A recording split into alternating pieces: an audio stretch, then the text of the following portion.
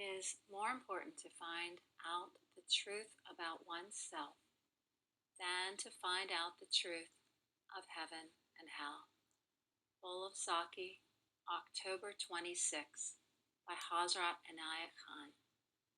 Commentary by Pir O Murshid Inayat Khan. The awakened soul looks about and asks, "Who is my enemy?" While the unawakened soul thinks that it is his neighbor or his relation who is his enemy. The awakened soul says, "It is myself. My ignorant ego is my enemy. And it is the struggle with this enemy that will bring me light and raise me from the denseness of the earth."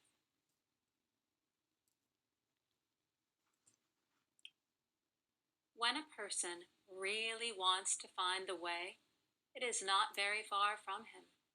It depends on the sincerity of the desire to find it, whether it is far or not. What is necessary for finding it is not much reading or discussion or argument, but a practical study of self. One questions one's own self. What am I?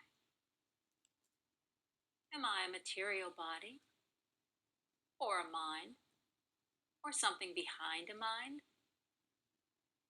Am I myself or my coat? Is it this object, me, or something different? Is this body my cover or myself?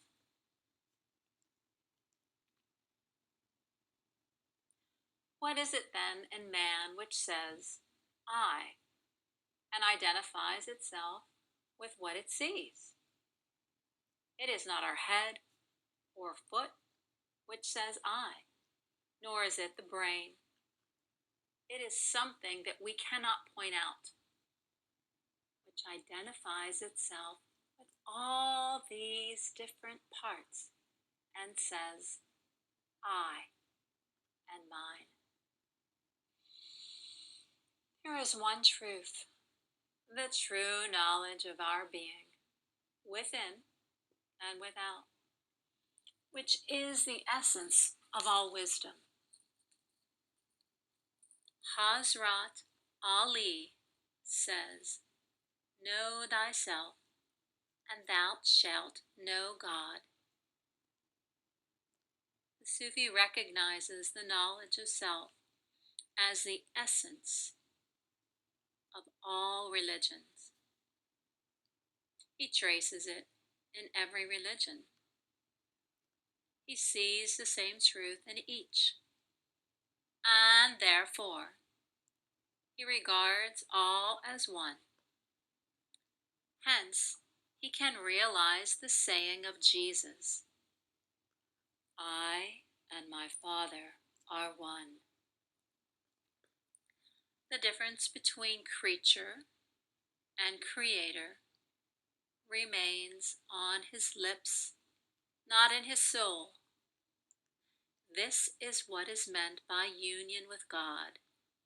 It is in reality the dissolving of the false self in the knowledge of the true self, which is divine, eternal, and all-pervading.